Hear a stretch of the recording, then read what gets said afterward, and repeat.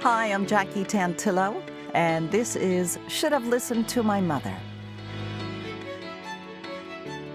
This is Should Have Listened to My Mother, a podcast where we spend time talking about our relationships with our mom, good, bad, or indifferent, and see how we all turned out. You never know, right? You never know. And I always want to thank my listeners for being so loyal and devoted to this show. We're in our third season now, so it's really kind of fun. And, of course, a big thank you to KPPQ-LP in Ventura, California, 104.1 FM. You can listen on my Tuner app or capsmedia.org/radio. They're big-time loyal fans of the show. Also, you can always find the show links on social media, Twitter, Facebook, Instagram, LinkedIn, all that kind of stuff. And coming very soon, you'll be able to also find Should Have Listened to My Mother on YouTube. So all that information, I will update it as we progress and move into the season. So for this week's episode, I wanted to read from my guest's website. Have you been in a position in life that you feel like everything that you're doing is wrong? Or do you feel frustrated that you keep trying to change aspects of your life, but everything you do seems to turn out badly or feels that way in the moment? Well, then, you're in the right place for some answers and an uplifting perspective. Einstein said, "Anyone who has never made a mistake has never tried anything new." With this in mind, maybe you can start to see that making mistakes is actually the beginning of a journey of a discovery, opening you up to new opportunities rather than something to lament or view in a negative way. And with that, Sarah Strong, welcome to Should Have Listened to My Mother. Thank you so much, Jackie. It's such a pleasure to be here. Based on what I know of you, Sarah, this has been quite a journey for you, trying to figure out your relationship with your mom. So we are most certainly going to hear more about that. But before we start that, tell me your mom's name and a little bit about her. Yeah, her name is Jeanette, and it's a very interesting, my story is a very interesting story. I have recently, I work at a coach, and just on Tuesday, it came through the portal. I've had a tumultuous relationship with my mother since I was basically born. I was born a realized soul, and I found it very difficult. My mother had very big issues. Narcissism popped to mind, and also she had like a quite serious bipolar condition. So there was just never any continuity. I got lied to a lot. I just struggled because I was always psychic, telepathic, a medium, and a channel, and I could always know what she was thinking, and then what was coming out of her mouth was just like nothing made sense to me, and so she never made sense to me. But as soon as I had the kind of, cognition to understand what she was actually going through, I started to want to help her, and that made my life even more complicated because I was a child trying to help my mother. And that didn't make sense to her. She didn't know, she couldn't handle that I was wiser than her and would then put me down very badly. And I was very abused emotionally and verbally by my mother and my brother growing up. But what came through to help me have a much deeper compassion for her most recently on Tuesday was that my mum is a child soul, and I have always been a crone soul. So I'm an ancient, wise, starting, basically choosing very consciously to come through the portal onto Earth through a child soul to get all these sorts of lessons and expansion points and growth points so that I can serve the tribe I came here to serve. So where I've come to today, and it's so interesting because I asked her for a boundary. I was not well, and she was triggering me greatly, like even just last week. I asked my mother for certain boundaries. She does respect them for the most part, of stepping away and just having no contact for a while. I was getting very triggered. And then yesterday she needed to tell me that my grandma is close to passing, and she texted me. And I'm like, Mum, she's very dramatic. She's like, I respect you wanting to, finalize our relationship. I'm like, Mum, you're my mum. Like, I'm never going to cut off completely, but there's still there's still, boundaries that I need to draw, and there's, I even texted her about, this is what I like, this is what I don't like, could we work on that? So I'm in a constant flux in the relationship with her, but it's a very beautiful journey. Wow. So there's a lot in there. And I can only imagine what it was like as a little kid to filter all this out, or, the wheels spinning. And that's a kind of a big responsibility to be on your shoulders. You're born in Australia, correct? Yes, in Australia, in a place called Geraldton on the west coast, near Perth. And how long did you live in Australia for? I lived there until I was 20, and then I lived in Japan for a few months, then came back and left again. I left the west coast of Australia when I was 22, and then moved to Sydney for 2 years, then moved to London for 13 years. So I really knew that I couldn't be very close to my mum. She was very Christian, and I was very alternative. I wanted to do yoga and meditation and martial arts, and because they were all a different spiritual basis, my mum blocked me. So I knew I needed to get very far away from her. So I moved to London. Well, and that's understandable. That's understandable. Can you tell me how old you were when you realized you had intuitive or psychic medium abilities? Oh, wow. I was about 37. So I'd lived my whole life knowing that I was different, knowing that I hear everything, I see things, I have visions, all these kinds of things. And it took for me to meet someone in Perth, actually, whose mum was quite a prominent psychic at the time. And we started hanging out, and he would tell me he gave me all this language to describe, empath and psychic and telepathic, and he started to tell me that I was all of these things, because obviously he knew. Our connection was very deep. I could call him and he'd be like, oh, I was just thinking that, or very, very transparent, he could see me. And so he mentioned all of these things for me. From that point, I started to research how to live in the world as an empath. I started to really explore how I could live more freely and more comfortably as an empath. As an empath, you are a sponge, basically. So you take everybody's dark energy, good energy, you absorb it all. And it's really hard because you have to learn how to not absorb it all, which is all about balance, I guess. But I want to backtrack just a little bit. Did you mention a brother who was also abusive to you? Yeah. Do you have other siblings than a brother? I have a half-brother and a half-sister, but we were estranged from them as children. They were born to a different mother and to our same father. Okay, and does your father have a role in your life now? No, not at all. He has an anti-role. I mean, I joke about my father. He's a great guy. I like him as a person. I get one text message. I mean, this is an over-exaggeration, but he did text me on my birthday, which was really beautiful. But before that, I probably hadn't heard from him for a good 6 months or so. So I'll get one text, if I'm lucky on my birthday. Sometimes that's good. They don't shadow you. You're okay with that? Yeah. I'm fine with it.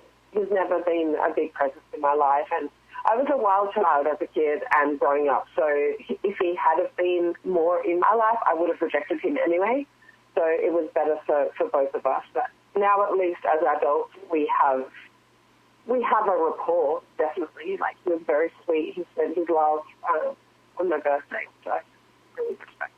And your grandmother, this is current news that she's beginning to transition. Yeah. What was she like? Oh, that's a good question. I was feeling into that yesterday. So it's my dad's mum, and no one is very emotional. So everyone is very emotionally shut down, especially my dad's side. My dad's dad was emotionally, shut down, and Nanny was absolutely beautiful. She was a proper nanny, so she would always give us lots of sweets, and she was just a lovely woman. But again, I didn't really have that much to do with them. They lived on the opposite side of Australia, and we saw them at maybe Christmas, and once, maybe if we were lucky, once a year, maybe once every couple of years as we grew up. So, but yeah, she's a wonderful woman. She's 100. My Nana is 100. Congratulations, Nana. Yeah. That's she's fantastic. Brilliant. She's a trooper. Yeah, so she just had her 100th birthday in July, so she's 100 and a half. Wow. So to pass now, she's like, that is a good innings, you know. I'm still sad, and I'll still have a very big cry when she goes. What can you tell us about your maternal grandmother, your mom's mom? So my mum's mum was an alcoholic, and I never saw her sober a day in my life. I hated her. As a child, I would tell her what I thought of her, and my mum used to shush me when my mum couldn't handle me as like being around her very much, because I would tell her how she was wasting herself. Even as a 4-year-old, I was a very outspoken 4-year-old, so I just knew so much stuff. But I would yell at her. I would tell her how bad she was. I would be really mean, but I didn't know I was being mean. I just judged her because I saw what she was doing to herself, and I didn't like it. So deep down, I think I wouldn't have been that way unless I really, truly loved her very deeply, because if I didn't love her, I wouldn't have cared. So with that respect, I thought I didn't like her, but really, in hindsight, I loved her so much that I couldn't watch her doing what she was doing to herself. But then I became an alcoholic, so I became her, and I'm not anymore. I don't drink or do drugs anymore. But I had a very big, 21 years of my life that I basically mirrored her. You know, maybe not mirroring, probably not exactly the right description, but yes, I did have big problem with alcohol, and it runs in the family. But I connected with her in spirit, and I made my amends with her, and I said sorry for all those harsh words that I said to her, and you know, she has showed up spiritually in my life. Her and her husband. I never met my grandfather. He passed when my mum was 14, but he was also similarly afflicted. We're party animals in my family. Can I ask how old you were when you would yell at her? Like, were you a kid or young adult? 4 or 5 years old. No, like a kid, tiny kid. Wow. But then you followed in her path. Yeah, I became, the irony. I basically became her. Wow. Why do you think you did that? Well, it's, a lot of it was basic. A lot of empaths suffer the same afflictions, right? So I had so much in my mind. I felt everything. I heard everything. I knew everything that people were thinking, and it was just that was so much information, and I didn't know what to do with it. Aside from that, I hadn't had no love, zero love.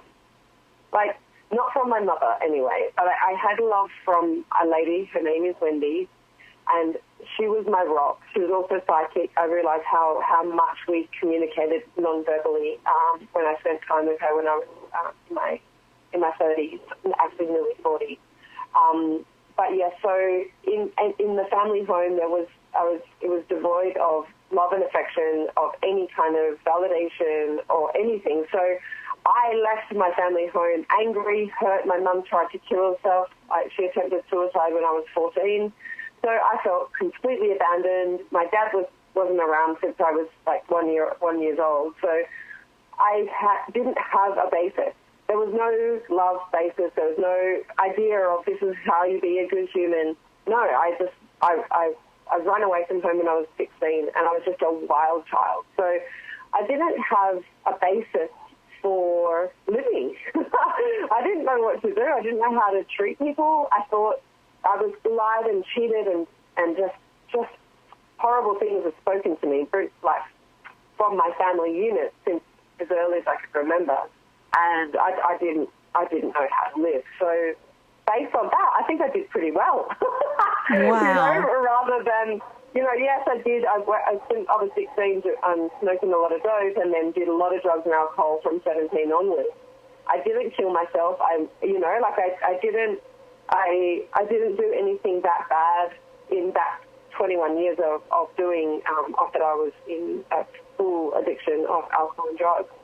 But, I believe it's just because I had this hole inside of my soul that I just had to fill it with something. Oh, my gosh. I can totally, I sympathize with you. I mean, my gosh, what else could someone do who's just kind of left on the side of the road on your own as a little kid? Yeah, at the bottom of the barrel. And it is genetic too, right? The tendencies. It's genetic. Yeah, for sure. But you're a survivor. You're clearly a survivor. Mm-hmm. Can I ask, thank you. Yeah. did you from a young age hear the voices speaking to you and sense and feel the spirits communicating with you, as you alluded to earlier? Yes, I was hearing the voice, I believe, of Jesus Christ when I was about 4 years old. It may have been younger, but I don't have a cognition of the remembrance. But definitely from 4 onwards, I was channeling Christ. What was he saying? Well, a lot of opposition to my mother. She had the King James version of the Bible, and she would try and make me read it, and I'd be like, that's not true. There's no truth in that Bible. I mean, this is just intuitive that I knew that, but because it had been so messed with by King James, I don't mean any offense to any Christians out there. It's just I just knew more than my mum knew. Like I'm part of. Actually, this doesn't come through every time, but I'm Jesus' bloodline. I'm part of Christ's bloodline in my blood. My gosh, I so knew exciting. him. I travelled with him. Yeah, well, thank you. So I travelled with him. I was Peter in a past life. Every time I now have a different version of the Bible called the Passion Translation, which is so aligned with truth and what Jesus did. And, I've read that book over a couple of years and, I realized that I did know that the King James Bible wasn't correct. And when my mum would try and, tell me things, and I would say, I knew that wasn't the truth. And I would tell her, and I had explanations for her that she couldn't fathom how I knew the things that I knew. And I can forgive her for that. How do you explain a little girl opposing what you're reading in an ancient text as the truth, what she believes as the truth, and Jesus. And I really truly know that God was with me always, because I would be in church and I'd look around and I'd be reading people's minds and seeing what they thought of children, and most people are just obsessed with themselves. But I would be thinking, if you love a God and this is who you are, I don't want to have anything to do. Right, it's your beliefs. Jesus was really wonderful, and that's what I tell my boys, because I am Christian. It's just the politics of the churches that have kind of ruined things and gone cuckoo. But that's another whole conversation. So I totally believe whatever anyone wants to believe in, something bigger than themselves and heavenly and worldly and inspirational and motivated for the better good of man. I'm all for that. But it's when it starts getting a little crazy that I have to walk away. So here we are, this little child on your own. Well, the beautiful thing about that is that just on Tuesday, I was given the gift of seeing and writing down, journaling all the trauma that it caused me from being born to my mother and, being in that family unit that was very, very, very dysfunctional family unit. I got to write out all the trauma points, and then what was the beauty that came through, what was the magic, what was the awe moments, what did it help me create in my life. And so what that is that basically without the hardship, without the total, kind of invalidation as a person, I wouldn't have like, what that caused me to do was fight and keep going and believing, like, creating situations where I could learn to believe in myself. And it just created a fighting spirit that I needed to get to where I wanted to be and to where I am today.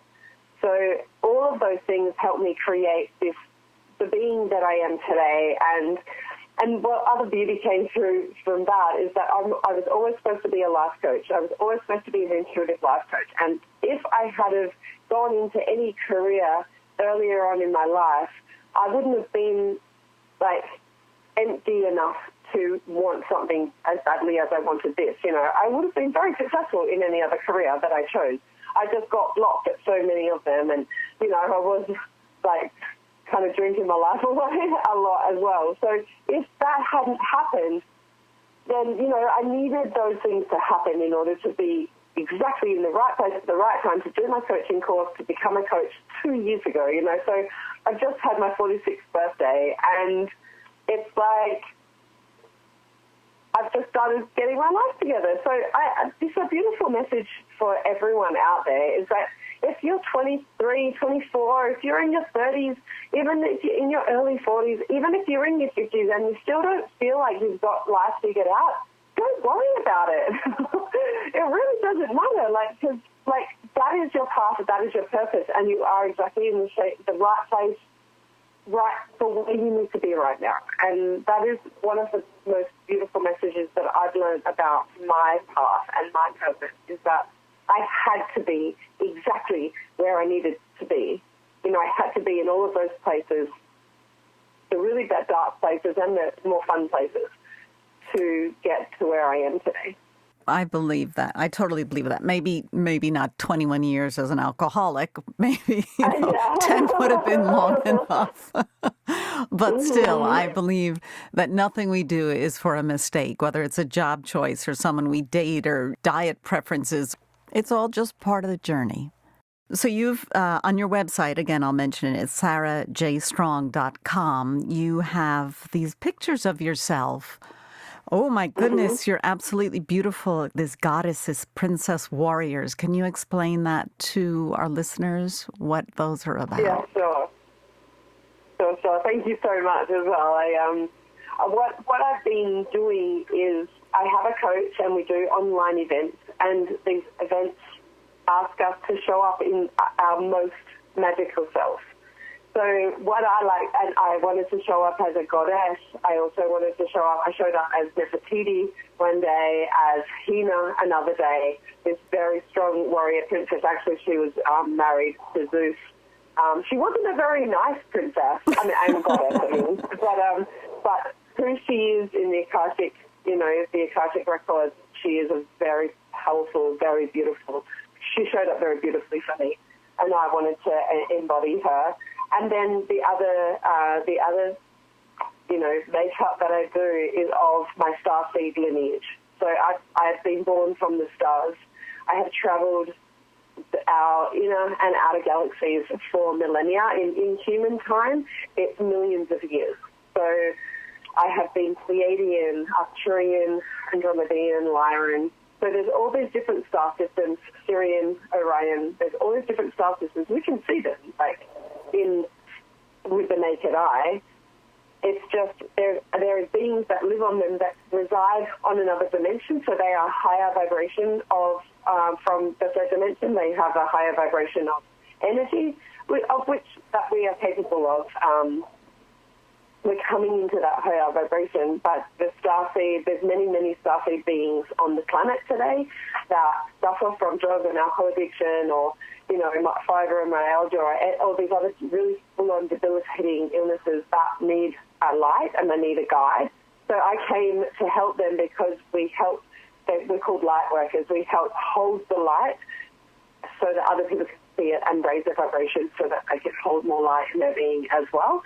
And so I chose to be on Earth at this time to hold space for people so they could heal and expand and come into the fullness of their spiritual nature, so that we can all start to raise our vibration as a race and go into the fullness of ascension. That is primarily what we're doing here. Humanity was not meant to be in this grief cycles or, there's karmic cycles that we just live, die, rebirth, live, die, rebirth. It's not meant to be that way. It's meant to be, we come here, we live, we raise our vibration, we go into ascension, and then we start living on these much higher vibrational planes where our souls are adamant. Wow. I'm much more heightened. Oh my gosh!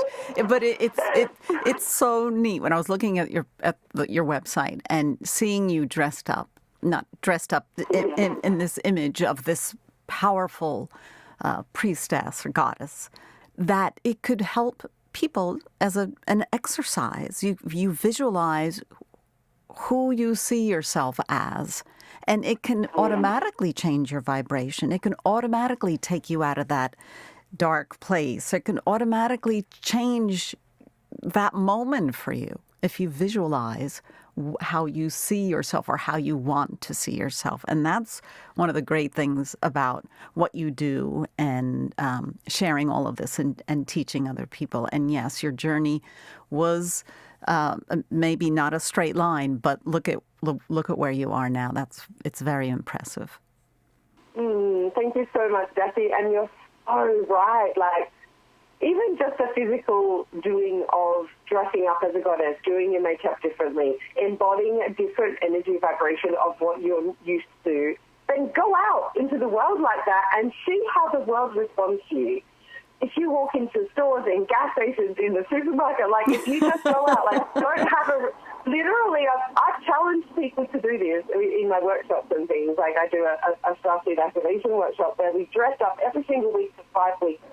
That shifted the most immense amount of energy for everyone, showing up as your most brilliant self as a new iteration of yourself. You know? And then I challenge the girls to go out and just be out in the world like that and watch people's reaction, like watch their curiosity, watch what you bring out in other people and help them see, or what you could educate them, or they can just see this playful nature, you know. So That's I really do it great. a lot as well. I go out dressed up in full regalia as well. Good for you. So Sarah has a book of mantras that she has written, and also Live Wild, Live Free. And you can find more information about that at Sarah J. Strong, and way more information about all that she's involved in and what she does and teaches and helps people. sarahjstrong.com. I thank you for joining us. This episode went so fast, but it's always magical to hear these stories. Thank you so much, Jackie. I appreciate you. And thank you, listeners. Thank you for listening to little pieces of my story. Just so you know, there's a lot more of my story in Live Wild, Live Free, and that book is directed to people who may struggle from any form of addiction in your life. It helps you to create a life that you truly love living, and so that you can move like more cleanly and more spiritually away from the life of addiction. So, Jackie, it's an honor and a pleasure to be here. Thank you so much. Thank you so much, and we will be back next week with another show. We talk about your moms. Can't wait. Thanks, Sarah. Thank you. Thank you so much.